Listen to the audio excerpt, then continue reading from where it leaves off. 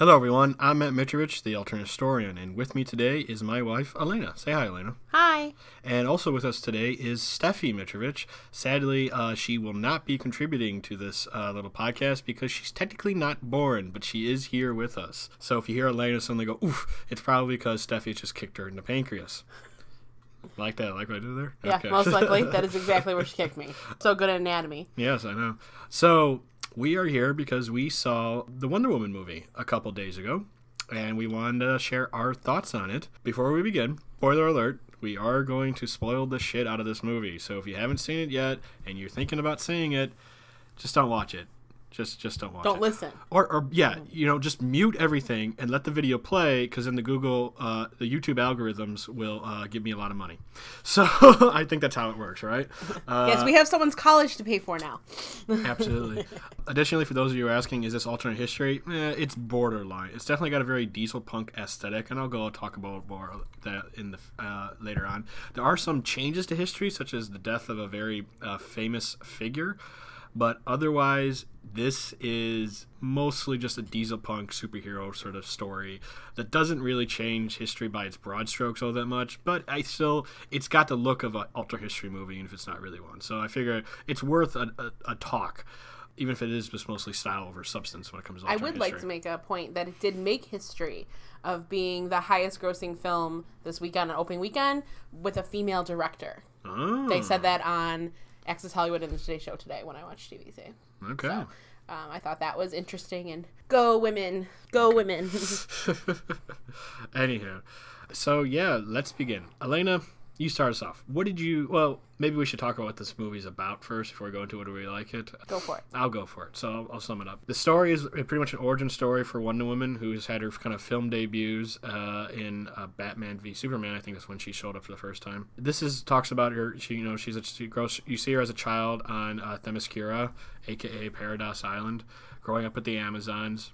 She wants to fight, but her mom doesn't want her to. But eventually she's taught to fight, and she starts to see that she's a little different from most people, and she witnesses a plane crash, and she goes out to save the pilot, who turns out to be Steve Trevor, played by Chris Pine. Gal Gadot is... or is it Gal Gadot? Piercing blue eyes. I've heard different pronunciation of her last name. Anywho, they rescue her, and to learn that there's a war going... Rescued him, and that he tells them that there's a war going on, that war being World War I, and they're concerned that it could be the person behind it could be Ares, the god of war from Greek mythology, who's in this universe is the last living Greek god of might just try to destroy all of humanity. Wonder Woman, Diana, she isn't usually called Wonder Woman that often. She goes with Chris with the intention of tracking down Ares. Chris, though, wants...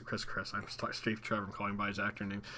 Steve Trevor, though, just wants to get this journal that he stole from a German scientist, because they are creating some sort of new poison gas that can get past like gas mask and could probably win the war for Germany. And so that all stuff is going on as well. And so, that's just the basics of the story. Elena, what did you think? I had a great time watching it. I don't know much about Wonder Woman. I wasn't a big Wonder Woman fan as a kid. I didn't watch those kinds of cartoons. So that wasn't... You never watched the 70s?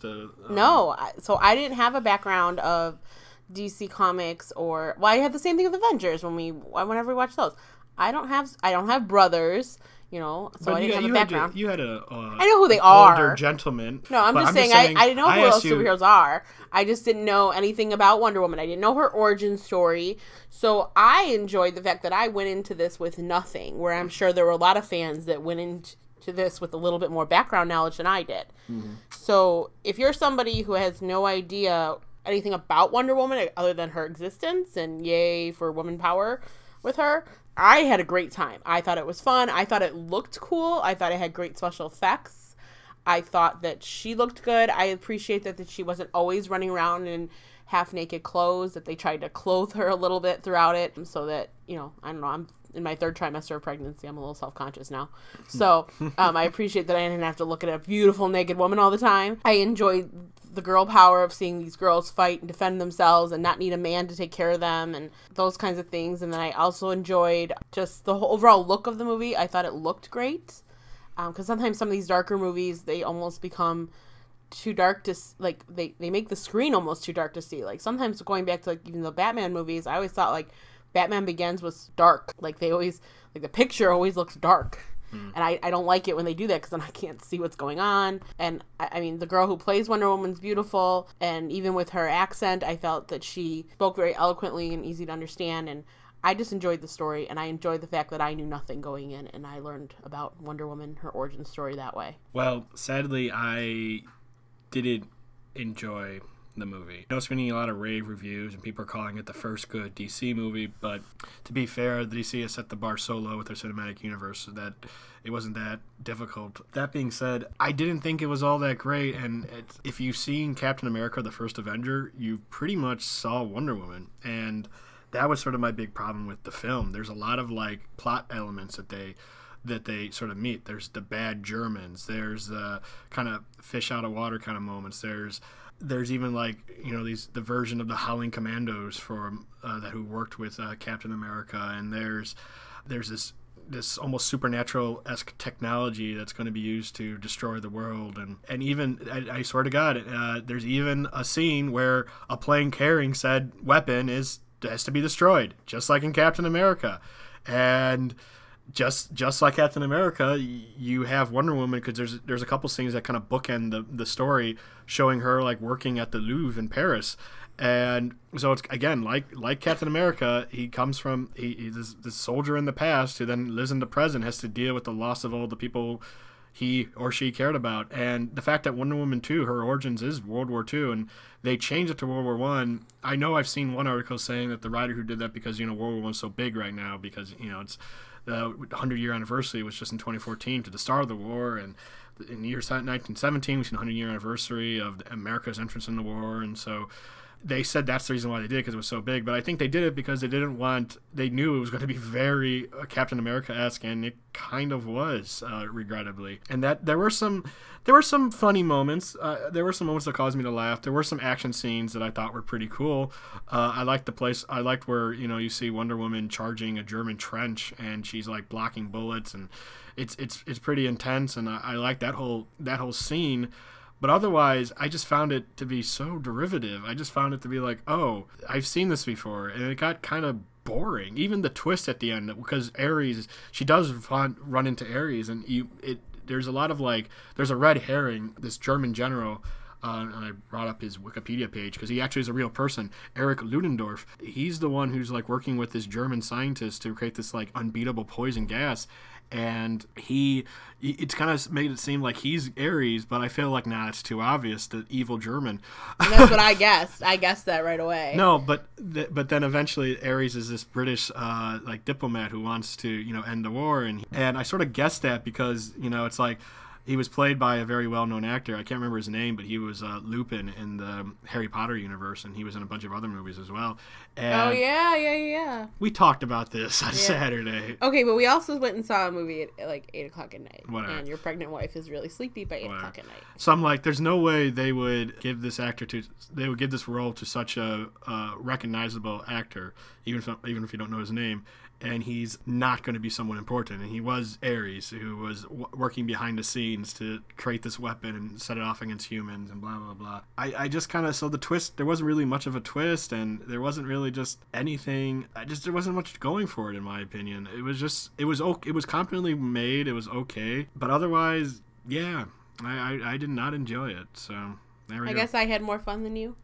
Yeah, and maybe that was, if you don't know anything about Wonder Woman, maybe you can go into this and really enjoy it. If you're not really into comic book movies, you might enjoy this just because it's something different. It's not just the usual guys in tights running around. I guess I didn't make the connection to Captain America until after, when we were leaving and we were discussing that in the car. Yeah. And so that's when I was like, oh. Remember when I started laughing? Because I'm like, oh my God, they both have shields too. Yeah.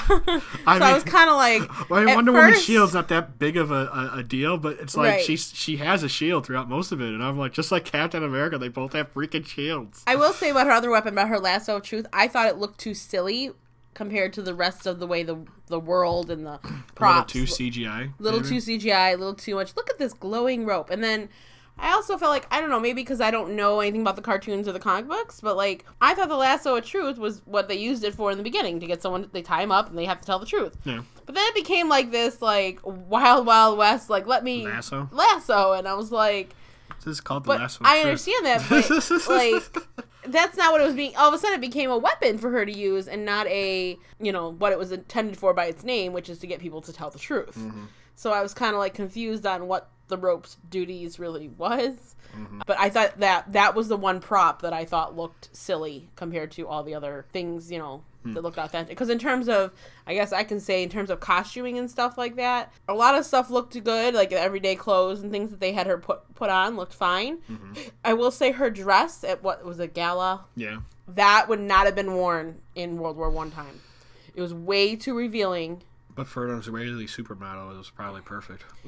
Well, yeah, I'm sure there were a lot of guys that enjoyed watching it, but as someone who has taken history of fashion and has, you know, a background in fashion, I'm telling you, that did not help her to blend in. That was not something that, like, a woman in World War I would have worn as a gown to something. As someone who knows a little bit about fashion and saw what that dress was like, you know, when she was wearing that dress, she also put her sword, like, behind her back. I know. Where did the sword go? Because it did go, like, think about it. How could she walk like that? I mean, was it like, that was a pretty long sword. Yeah, that went into some very interesting crevices. Yeah, she, like, but it wasn't, like, pointed, like, I don't know how. It was straight down, because that dress was wrapped around it, kind of, because she stole, like, part of a dress from another person. So it was kind of like resting, I hate to say it, on her ass, because I told you, have to put it on its side. It definitely went through some unique crevices, I'm sure. But I think it was what held the dress together. I'm just saying, that dress would not have been appropriate in that time, and it just wouldn't have happened. Speaking of things that never would have happened, Erich Ludendorff, the German general I mentioned, he got stabbed by Wonder Woman because she thought he was Ares, and he died. And yeah, here's the thing about Ludendorff. He actually died December 20th, 1937. So this is an alternate history happening. And so at least that part of history has changed pretty considerably. Does that really make this an alternate history? Again, part of alternate history has to show, like, not only got to have changes to history, but you got to show, like, the aftermath of those changes. And I don't think the DC universe can say we exist the way we do because an immortal, multilingual Amazon princess who's a daughter of a god killed a German general a couple decades before he was supposed to die. Well, here's the other question. Did she end the war earlier than it was supposed to end? No, because I don't know exactly what year it was set. It probably was mentioned, but I don't remember. But they kept talking about the armistice being signed, and there was an armistice signed. I think in 1918. I can't remember what month, but there was an armistice signed in 1918. So it must have been that year. So it must have been pretty close to when World War I ended. I just don't remember, and I'm not going to spend my time, looking through Wikipedia just to get the dates. So it was around the time World War I ended. So no, I don't think she ended early because they were talking about it ending. But again, you still have. We still see the Louvre looking like it did. We still get a little images from the present. And I guess if you see the rest of the DC universe, there's obviously changes to it. There's no town in America called Metropolis or Gotham. Granted, New York City is known as kind of Gotham, but my point is there's no specific places like that. There's no Wayne Enterprises or anything like that. How much of it is just a comic book universe where they kind of play fast and loose with history and geography, but generally it's our world roughly, and how much of it is simply ultra history? And it's not. But it's got a very Diesel Punk-esque kind of look to it. I'd agree with that, especially in her costume. A lot of the way people looked, the weapons they saw. I mean, I'm not that much of an expert on it. I do watch The Great War on YouTube, and it's a great show, and it seemed very similar, at least to the untrained eye, to look like it was pretty period specific. I even liked how Chris Pine was destroying that factory in that plane. He dropped the bomb out, just like picked it up and dropped it. And that's actually something they did in World War I, because bombing technology wasn't all that advanced. Granted, I remember from the Great War that I think like a week ago or maybe 2 weeks ago was the first bomber raid on London used with actual planes. I was gonna say, talk about distracted driving. And these didn't involve and those were actual bombers. They had the bombs under the wings like they're supposed to. They wasn't just people dropping bombs. So I mean, you can forgive them that because at least they were trying to be somewhat period accurate. I was a little not so bothered. There was the finale. There's a tank I think that I think Wonder Woman or Ares picks up or throws around, and it looks like one of those like British like Mark I tanks that you're kind of like when you think of World War I tanks, that's what you think. Granted, it was on a German base. I was initially bothered by that because like, oh, the Germans wouldn't have that, but then I remember again something from the Great War mentioning that the Germans actually did capture some of these tanks and use them, so it's possible that they might have had one at that base. Granted, it's sort of like that's kind of pushing things, but I thought it was a little neat. They definitely at least made an attempt to make the place look like World War I, which the end World War I was always sort of the beginning of the diesel punk era. The steampunk was late 19th century, early 20th, and World War I would probably consider like the last hurrah of that era where a lot of steampunk riders pull from. And then after World War I up to the end of World War II is where you get the more of the diesel punk settings and technologies. So if you like diesel punk and you want to see a big budget diesel punk movie, if you can ignore the fact this is also a DC movie, it's not too bad. But again, I just found it to be kind of boring. I guess though we should talk about we kind of touched on this a little bit, but I guess we should talk about the sort of history making. I mean, this was a female-led superhero film. Even Marvel, which has had great success, has not done this yet, at least in their current cinematic universe. They have produced female-led superhero films in the past. Elektra comes to mind. But that was sort of a standalone. I was going to say, even I haven't seen that. Yeah, it's not that good. So I guess let's speculate wildly. Now that they've had a pretty successful female-led superhero film, are we going to see more superhero movies? And Elena, is there any superheroines that you would like to see in the big screen? Oh, if you asked me this now, there's going to be a big gap of me thinking. That's fine. I can edit it all in. I mean, I guess they've already done Supergirl on the WB. I don't even know if that's even doing well for staying on. Like, their Supergirl. Well, you think they're going to make a Supergirl movie version? No, I don't think so because they've done a show. They also have the Flash show, but Flash is going to be in the Justice League. It's a different actor. That's true. But I just like that I would like to see more of Wonder Woman.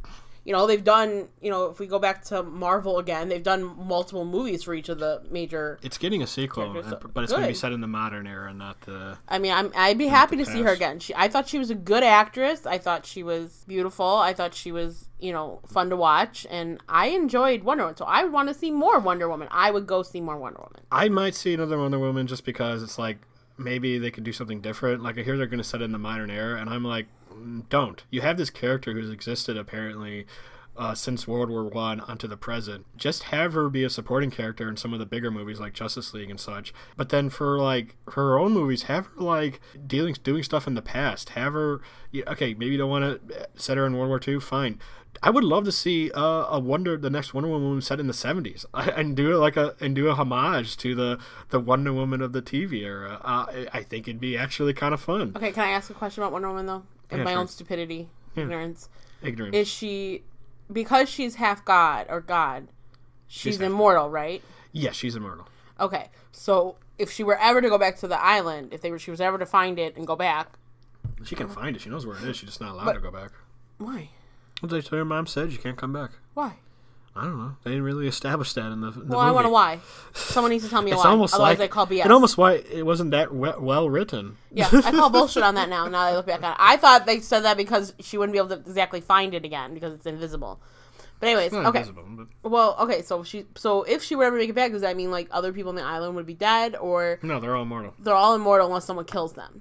Because they can't die. The general died. They can't die of old age, and they can. I mean, in the movie... But they aged because she was a little girl and she became an adult. Yeah, but that was a little different. I mean, she had to still be born a normal way. She wasn't just popped out of her mom's vagina as a full-grown adult. That's true. She was born out of clay.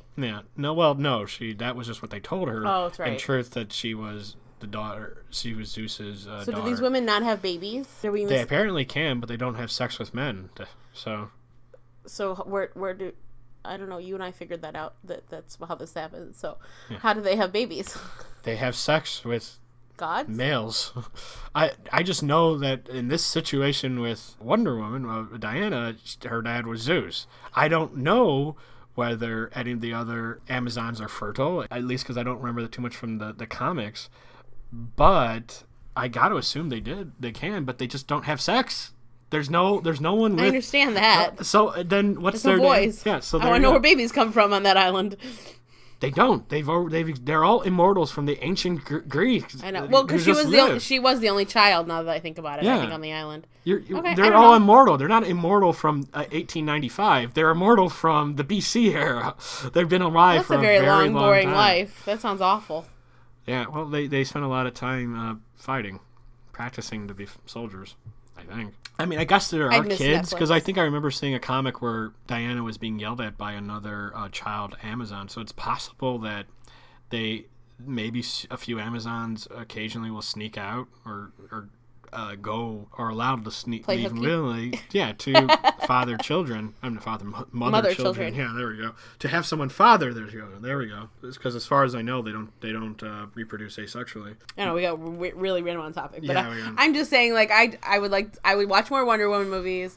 I'm curious to see what it would be like if she went back to the island. I'm curious to see like if anything would happen with that. I don't know. I just didn't know if she was immortal. I didn't know if I caught that. So no, I get it. Yeah, she's immortal. Well, anyway, getting back to the initial question before we go off on this weird sex tangent about Amazons. So, I have baby brain. This is a big history-making thing. At least that's what the internet tells me, that there's this successful female superhero film starring a woman, just directed by a woman. Is there any comments you want to make on that as a woman? I said at the beginning, it made history. They told us that today on the news.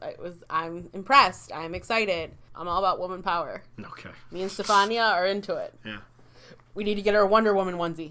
Oh, Wonder Woman onesie. Okay. Underoos. Get a Wonder Woman underoos. Yeah, I mean, that's great and all, but I definitely feel just sort of like, about it. I can't say it's bad per se. I just didn't find it all that interesting. And if there's plenty of people out there who seem to really like it, and that's great. And I don't want to shit on everyone's parade. I mean, especially because I know DC fans have been starving for a good movie, and I guess it is good, but in sort of like, in an objective sense, it was good. It obviously was, the acting was okay, the directing was okay, the writing was okay, but otherwise it was just sort of meh for me. Well, there's only so many times I can say I found that kind of boring, but so let's wrap this up by Alana. Your closing statements. What do you got to say?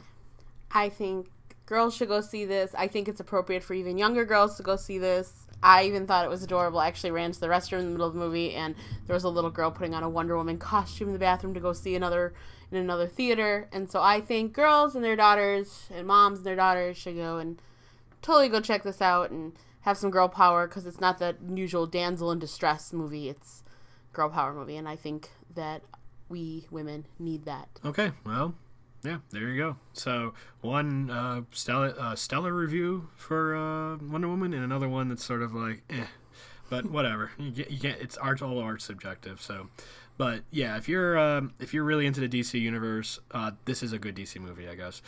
It's just could have been a lot better if they went in a little different direction with the character. If you're into alternate history, I think you might like the diesel punk flavor, but otherwise the changes to history, such as killing off an important German general a couple decades before he was supposed to die, is really the extent of all the changes, and it really doesn't have a big impact on history all that much. But you know what? That's Hollywood for you, I guess. They're never going to do anything right. So yeah, that's all we got to say. That's our thoughts on Wonder Woman 2017. I'm Matt Mitrovich, the Alternate Historian. With me today was Alana Mitrovich, the wife of the Alternate Historian. And also joining us, our silent partner, was Stefania Mitrovich. Say hi to everyone, Stefania. Okay. So with that, we're working on talking. Yeah. So with that, we'll say our goodbyes. Bye, everybody. Bye.